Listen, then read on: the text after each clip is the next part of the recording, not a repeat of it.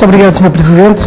Queria também cumprimentar o Sr. Ministro e Sr. Secretários de Estado e gostaria de colocar dois tipos de questões que têm a ver com direitos humanos, direitos fundamentais, que têm a ver com a defesa dos portugueses.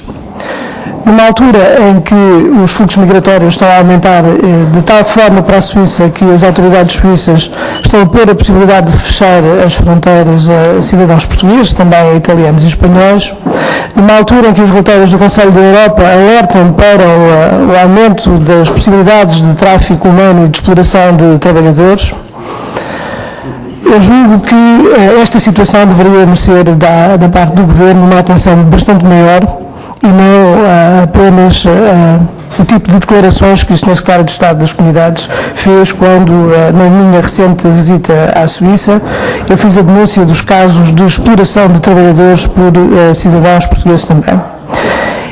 E esta não é a resposta adequada, que não dignifica o Governo por uma razão muito simples, é que há situações que são situações verdadeiramente dramáticas do ponto de vista social e que deveriam merecer uma atenção da parte do nosso Governo para evitar que esse tipo de situações de exploração pudessem ocorrer. E o Sr. Secretário de Estado referiu-se a esta circunstância de uma forma duplamente inadequada. Em primeiro lugar, porque ao fazê-lo está a enfiar a cabeça na areia e, portanto, não está a dar mostras de querer resolver adequadamente o problema.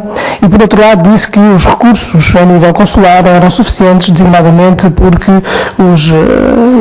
os técnicos na área social saberiam dar a resposta adequada nos 5 postos consulares que existem na Suíça. Pois bem, na Suíça existem efetivamente 5 postos consulares, mas na Embaixada, por exemplo, já não há conselheiro social há algum tempo, e nos outros postos consulares há 5 técnicos dos serviços sociais, e eu julgo que, perante o tipo de declarações que o Sr. Secretário de Estado fez, que se impõe um esclarecimento sobre esta situação.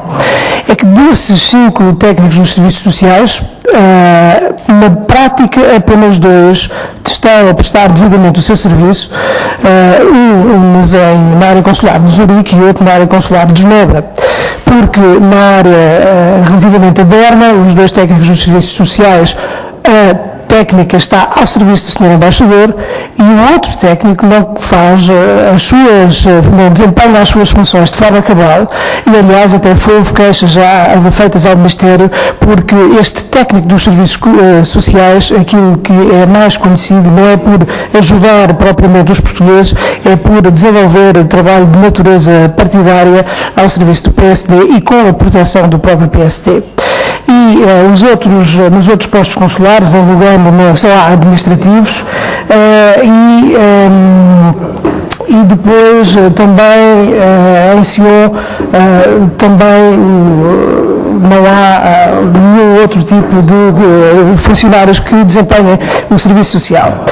E, portanto, aquilo que é necessário fazer era que, quando o Sr. Secretário de Estado se desloca à Suíça, e esteve lá recentemente, o que seria importante era que fizesse os encontros adequados para poder efetivamente ir ao encontro das situações que preocupam efetivamente os portugueses e tivesse encontros com as autoridades suíças, que tivesse encontros com as entidades sindicais e com outras que fossem relevantes para que, em conjunto, como no passado aconteceu também, este tipo de situações pudessem ser discutidas e combatidas, porque se trata de uma questão que não nos dignifica a nós como país e é muito penalizadora para os cidadãos portugueses.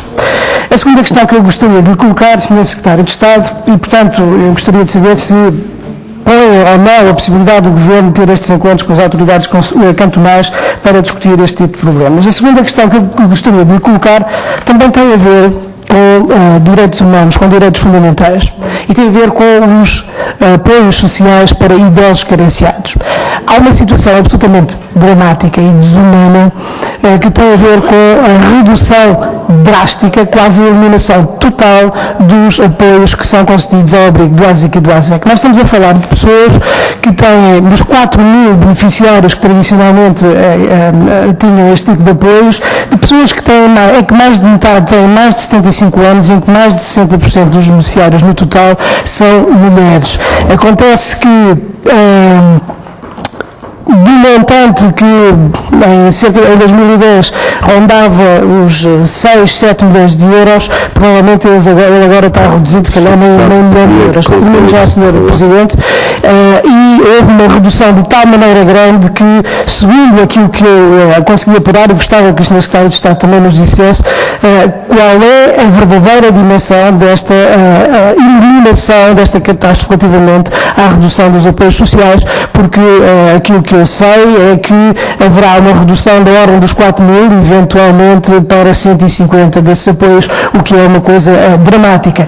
Ainda para mais, porque eu me permito aqui lembrar que o próprio senhor Ministro dos Negócios Estrangeiros, quando esteve em Caracas, disse que tinha uma grande preocupação com aqueles imigrantes mais idosos e mais desfavorecidos.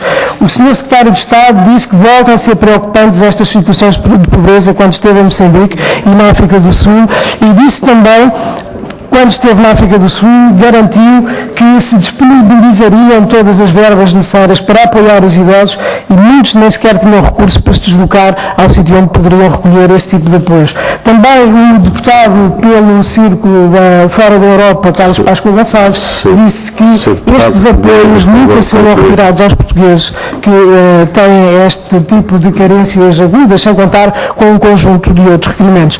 É uma situação dramática e que eu gostaria de obter respostas concretas da parte do Governo e se este tipo de apoios ao abrigo do ASIC é ou não para ser eliminado definitivamente. Muito obrigado, Sr. Presidente.